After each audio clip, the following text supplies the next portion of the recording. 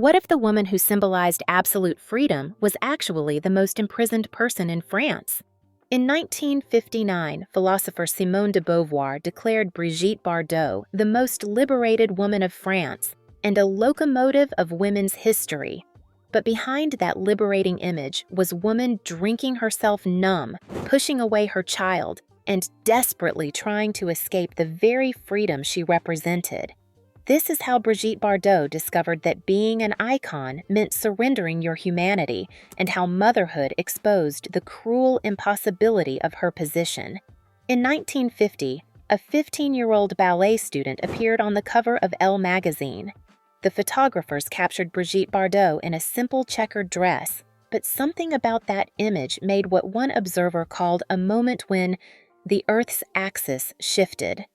She wasn't just photographed, she was discovered. Or perhaps more accurately, she was marked.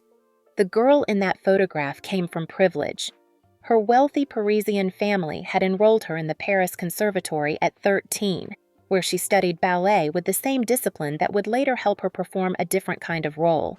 The training shaped her posture, her grace, her ability to hold positions that looked effortless but required tremendous control. These skills would matter, though not in the way her parents intended. By 18, Bardot had caught the attention of Roger Vadim, an aspiring director who saw in her something beyond a pretty face. He saw raw material. They married in 1952, the same year she made her film debut in Le Trou Normand. Vadim had no interest in a conventional actress-wife dynamic. He had a vision, and Bardot would become the centerpiece of it. The transformation began subtly. Vadim guided her toward specific roles, coached her expressions, shaped her public persona. He understood that post-war France was ready for something new, something that would shatter the careful propriety of the 1950s. He didn't want Bardot to act. He wanted her to embody an idea. She would become the antithesis of everything French society claimed to value, and that contradiction would make her irresistible. By 1956, Vadim was ready to unveil his masterpiece. He had spent 4 years sculpting his young wife into exactly what he imagined. The film would be called And God Created Woman, and it would detonate like a bomb across the Western world. The preparation had been meticulous, the timing perfect, and Bardot herself had been transformed from a ballet student into something France had never seen before. Vadim designed And God Created Woman to provoke. Every frame was calculated for maximum outrage. The plot itself was secondary to the images. Bardot dancing barefoot on tables, her body glistening with sweat, scenes of nudity that had never appeared in mainstream cinema. The character, Juliette Hardy, emerged as a woman who embraced her own pleasure without shame, desire without apology, and that was the revolution. When the film premiered in 1956, the reaction was instant and explosive. In the United States, distributors and movie managers who dared show it found themselves dragged into court or even arrested, and some local authorities banned the film outright, treating it as one morality league declared like some kind of illegal drug. Churches condemned it from pulpits. Parent groups organized boycotts. The conservative establishment mobilized against this French import as if defending civilization itself. But Vadim had understood something crucial about scandal. Moral outrage was the most powerful publicity machine ever invented. Every prosecution created headlines. Every ban generated curiosity. Every sermon against the film sent more people to see it. When American men saw those pearls of sweat, as one critic wrote, they went wild. The very forces trying to suppress the film were amplifying its power. The irony was perfect. The more authorities tried to contain Bardot's image, the more liberated she appeared. The more they insisted she was dangerous, the more revolutionary she became. She had outgrown the role of actress entirely and emerged as a symbol of everything the conservative establishment feared. She has become a cultural weapon, though whether she was wielding it or being wielded by it was increasingly unclear. French intellectuals rushed to claim her meaning. The film hadn't just succeeded, it had created a cultural phenomenon that demanded interpretation. Bardot had become a text to be read, a symbol to be decoded, a revolution in female form. Essays were written, theories proposed, meanings extracted. Everyone had an opinion about what Bardot represented, except perhaps Bardot herself. In 1959, Simone de Beauvoir published her essay, The Lolita Syndrome, declaring Bardot the most liberated woman of France. De Beauvoir saw in Bardot's sensual abandon a new kind of female autonomy, a woman who owned her sexuality rather than hiding it. She called her a locomotive of women's history, pulling society toward a new understanding of feminine power. The essay transformed Bardot from entertainer to revolutionary figure. The French establishment embraced this interpretation.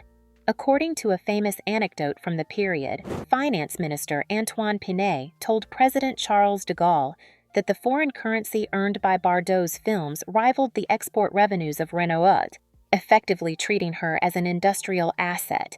She had become a national resource, a product that enhanced France's cultural prestige worldwide. The girl from the ballet studio was now a commodity measured against industrial output. France was literally trading on her image. But while philosophers celebrated Bardot as liberation incarnate, the actual woman was discovering the dimensions of her cage. The freedom everyone saw in her image had nothing to do with her reality. She couldn't walk down a street without being mobbed. She couldn't eat in a restaurant without becoming the entertainment. She couldn't exist as a person because she had become an idea. The documentary Paparazzi, filmed in 1963, captured this contradiction perfectly. Director Jacques Rosier followed photographers as they hunted Bardot during the filming of Godard's Contempt. The documentary showed numerous paparazzi's relentless efforts to photograph Brigitte Bardot, revealing what critics called the sensationalist press who persecuted her. The woman who symbolized freedom was literally being chased through the streets. Saint-Tropez, where Bardot tried to find refuge, became a battlefield. Photographers climbed walls, hid in bushes, rented boats to photograph her from the water.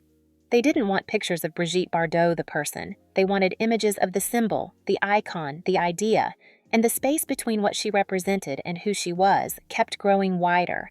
By the 1960s, Bardot was recording songs, starring in film after film, setting fashion trends with her heavy eyeliner and off-shoulder Bardot neckline. Over her career, especially in that decade, she would record more than 60 songs on top of her relentless film work. Magazines worldwide featured her image. She had become BB, a brand more than a being. Everyone owned a piece of her image, but she owned less and less of herself. The liberation everyone celebrated had become her prison, and the bars were made of other people's desires.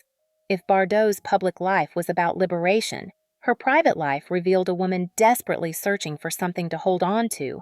Her hunger for love was, in her own words, visceral.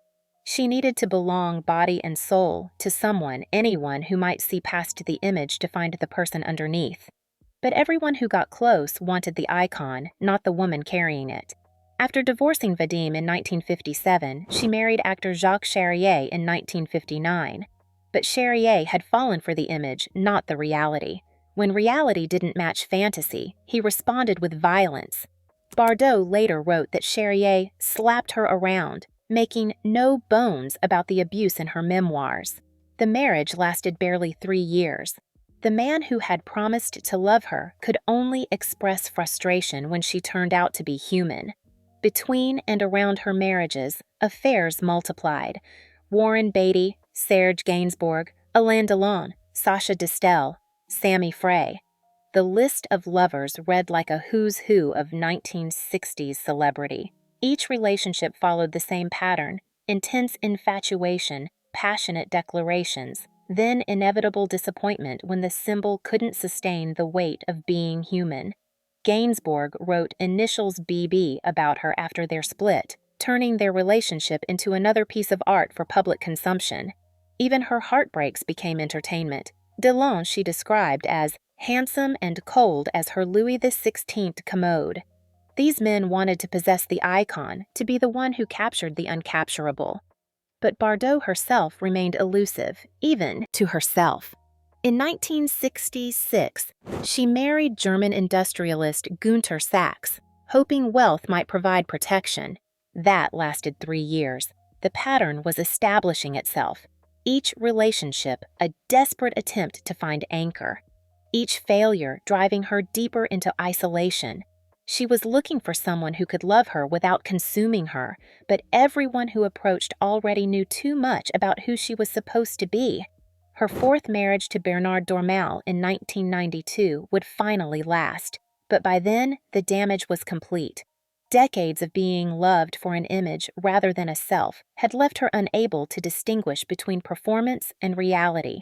She had been acting the part of Brigitte Bardot for so long she no longer knew who else to be. The search for authentic love had become impossible because authenticity itself had been lost somewhere between the screen and the street. In January 1960, everything changed. Bardot gave birth to her only child, Nicolas Jacques Charrier, at home to avoid the press. But privacy couldn't protect her from what happened next. The collision between her image and motherhood would create the defining tragedy of her life.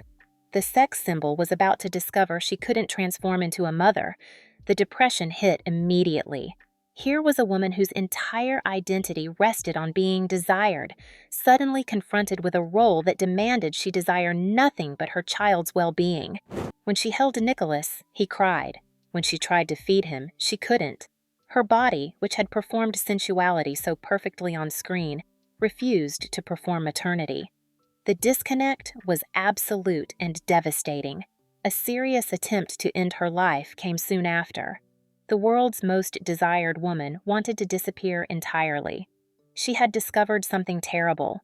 The image that had made her famous was incompatible with the most basic human experiences. She couldn't be both the projection of male fantasy and a nurturing mother. The contradiction was destroying her. The role of mother required a self she had already surrendered to become the icon. Charrier took custody when they divorced in 1962. The arrangement might have been a relief, except Nicholas wanted his mother. He would beg to stay with her during visits, desperate for the connection that should have been natural but had been made impossible by who she had been forced to become. These visits were agony for both of them. The child reaching for a mother who couldn't quite materialize. The woman watching herself fail at the one role that should have been instinctive. The breaking point came during one visit when Nicholas pleaded to remain with her. There was a party that night. Faced with the choice between her son's tears and her social obligations, she chose the party. She turned him away, sending him back to his father. The moment crystallized everything wrong with her existence. Even when she wanted to choose differently, the performance of being Bardot took precedence over being human. The icon had appointments to keep, and the mother had to step aside. That moment at the door, turning away her crying son for a party, became the wound that would never heal. Nicholas, old enough to understand rejection but too young to understand why, internalized a simple message. His mother chose strangers over him. The party mattered more than his tears. The performance was more important than his need. The aftermath was devastating. Nicholas grew up wanting nothing to do with her. The boy who had begged for his mother's love became a man who couldn't forgive her absence. Bardot would later claim she loved Nicholas more than anyone in the world. But love expressed only in absence isn't love at all. It's just another performance, another line delivered to an audience that includes the one person who needed it to be real. The tragedy deepened because Bardot seemed to understand what she had lost. In interviews and memoirs, she returned obsessively to her failure as a mother. She couldn't explain why she had made the choices she made, only that the person who made them had been playing a role she couldn't escape. The sex symbol had consumed the mother before the mother had a chance to exist. By the time she understood this, it was far too late. When Bardot published her memoirs in 1996, she wrote about Nicholas with brutal honesty. She described her inability to connect, her failures, her rejections. She exposed the ugly truth of their relationship, perhaps hoping confession might serve as connection. The honesty was perhaps an attempt at reconciliation through confession, but Nicholas saw it differently. In 1997, Nicholas and his father Jacques Charrier sued her over the way she described them in those memoirs, and a French court ordered Bardot to pay damages for remarks judged hurtful and intrusive. The legal action was more than a dispute over sentences on a page. It marked just how deep the fracture between mother and son had become. For years, Nicholas kept his distance, a grown man trying to protect himself from a woman whose love had so often arrived tangled up with public spectacle. Later interviews would see Bardot insist that they eventually reconciled and now get along very well. But the decades-long estrangement never completely disappears from the story. She had gained the world's adoration, but nearly lost the one person whose love might have mattered most. The icon survived, but the mother had been sacrificed again and again to sustain it. Every triumph on screen had been paid for with a failure at home, and the lawsuit from her own child was one of the clearest receipts of that cost. By the late 1960s, Bardot was dissolving. The drinking started as a way to cope with the constant attention, but it had become its own prison. 2 bottles of champagne and 3 bottles of wine every day. She no longer drank for pleasure. She drank to medicate herself, to blur the edges of an existence that had become unbearable. The alcohol was the only thing that made the performance bearable, but it was also destroying her ability to perform. Episodes of self-destructive behavior multiplied. Each one was both a cry for help and an attempt at control. If she couldn't own her image, couldn't be a mother, couldn't find love that saw past the symbol, then perhaps she could at least own her exit. But even her attempts at self-destruction became public spectacle, reported in the same magazines that had built her mythology. She couldn't even collapse in private. Work continued at a relentless pace. Film after film, song after song, appearance after appearance. The machine of fame required constant feeding, and Bardot was both the fuel and the product. Directors still wanted her, audiences still paid to see her, but the woman performing had checked out long ago. She was going through the motions of being Brigitte Bardot, while the actual person disappeared deeper into bottles and pills. She would later describe this period with chilling clarity. You cannot escape the distress which follows great happiness. Every high was followed by a deeper low. Every triumph on screen corresponded to a collapse in private. The rhythm of her life had become manic, swinging between performance and breakdown with nothing stable in between. She lived in the extremes because the middle ground had been erased. The exhaustion wasn't just physical. Years of being watched, analyzed, desired, and commodified had left her psychologically shattered. She could no longer distinguish between genuine emotion and performance.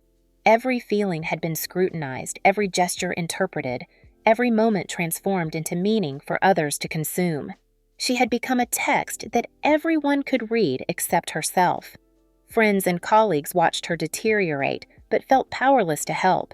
How do you save someone who has become more symbol than person? How do you reach someone who exists primarily as an image in other people's minds? The very fame that had elevated her made her unreachable. She was drowning in public, and everyone was too busy watching the performance to throw her a rope. By the early 1970s, she had nothing left to give. Her own description of her life captured it perfectly.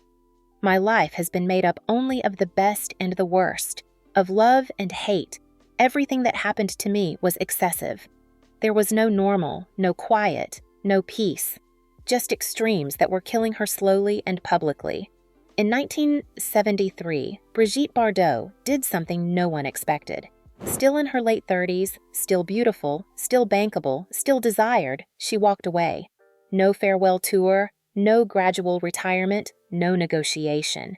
She simply stopped. The decision shocked everyone who had assumed she would cling to fame like every other star.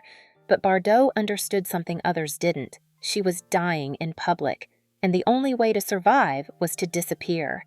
The announcement sent shockwaves through the entertainment world. Stars didn't retire at their peak. They fought aging, desperately maintained relevance, transformed themselves to stay visible. But Bardot had spent enough time being visible. She wanted to vanish, to become invisible, to exist without being watched. The very idea seemed impossible for someone who had been the world's most photographed face. The transformation was immediate and complete. She sold her jewels, her costumes, the artifacts of her stardom. The money went to something that had nothing to do with human desire: animals. In 1986, she established the Brigitte Bardot Foundation for Animal Protection. The choice wasn't random. Animals didn't care about her image. They didn't want the symbol or the sex kitten or the liberation icon. They needed care, protection, advocacy, and she could provide it without performance. She threw herself into this new identity with the same intensity she had once brought to film. After a mass grave of sheep was discovered near her home in 1992, she took a dangerous amount of tranquilizers in a moment of despair. The reaction seemed extreme, but it revealed something crucial. She could feel authentic emotion for animals in a way she couldn't for humans who only saw her as image. The pain was real, unperformed, her own. The activism gave her purpose, but also revealed the damage fame had inflicted. She opened refuges for abandoned dogs in Normandy, campaigned against bullfighting, threatened to leave France if authorities didn't spare 2 circus elephants from euthanasia. Each cause was pursued with an absolutism that suggested she was trying to balance some cosmic ledger, to give back something pure after decades of commodification. But even in activism, controversy followed. Her statements about Muslim immigrants, including language widely condemned as racist and dehumanizing, resulted in multiple prosecutions for inciting racial hatred. 5 convictions and fines over little more than a decade. The comments shocked many, but they revealed how isolated and distorted her worldview had become after decades of living as symbol rather than a person. Author Marie-Dominique Lelièvre, who wrote Bardot's biography, has described her as, in many ways, an insouciant and egocentric child whose view of the world was warped by years of retreat from ordinary life. The animals she saved didn't judge these statements. They didn't care about her past or her controversies. To them, she was just the woman who fed them, protected them, fought for them. It was the closest thing to authentic relationship she had found, and it only became possible after she destroyed the image that had destroyed her. Today, in her 90s, Brigitte Bardot remains hidden in Saint-Tropez, surrounded by her animals, confused why the whole world is still talking about me. She wanted to be left alone decades ago, but the image she created has a life independent of the woman who bore it. She stopped making films 50 years ago, yet her name still conjures the same associations, the same fantasies, the same symbol of liberation she never actually experienced. The liberation she represented was never hers to experience. The freedom she symbolized became her cage. The beauty that made her famous made authentic human connection impossible. When motherhood arrived to test whether a person existed beneath the image, the answer was devastating. The icon had consumed the woman so completely that there was nothing left to give a child. The role required a self that had already been sold, piece by piece, to create the myth. Her story isn't just about the price of fame, it's about the impossibility of being both symbol and human. Simone de Beauvoir called her a locomotive of women's history, but locomotives don't choose their tracks. They follow rails laid by others, pulling their cargo toward destinations they didn't select. Bardot pulled others toward liberation while remaining trapped herself. Perhaps the most tragic irony is that Bardot's image did contribute to liberation for other women. Her presence in culture helped normalize female sexuality, challenged conservative restrictions, expanded possibilities. Women who came after her had more freedom because she had broken the barriers. But the woman who carried that liberation paid for it with her sanity, her relationships, and her son. She was the sacrifice that made other women's freedom possible. When she said everything that happened to me was excessive, she was describing a life lived at the extremes of human experience. The heights were impossibly high, the lows unbearably deep, and the middle ground where most people live their actual lives was forbidden territory for someone who existed primarily as projection. She couldn't be ordinary because ordinariness would have destroyed the extraordinary image everyone needed her to maintain. The animals she protects now don't know she was once the most desired woman in the world. They don't care that philosophers wrote essays about her meaning or that presidents compared her to industrial exports. They don't need her to be a symbol or a revolution or a locomotive of history. To them, she's just the woman who feeds them, protects them, fights for them. After decades of being everything to everyone, she finally found beings who needed nothing from her but care. Writer Jeffrey Robinson described her as a very confused, lonely person in the midst of overwhelming celebrity who never learned how to deal with severe depression. Biographer James Clark noted she quit because she could no longer bear the pace of work and constant scrutiny of fame. These observations capture the central tragedy. The woman everyone thought was free was actually trapped in the most public prison ever constructed. In the end, Brigitte Bardot paid the price for becoming an icon by losing the chance to be anything else. The woman who symbolized ultimate freedom spent 50 years in hiding from what that freedom cost. She remains proof that some pedestals are too high to survive, and some symbols too powerful for any human to carry. The image of liberation she created lives on, but the woman who created it had to disappear to survive what she had become.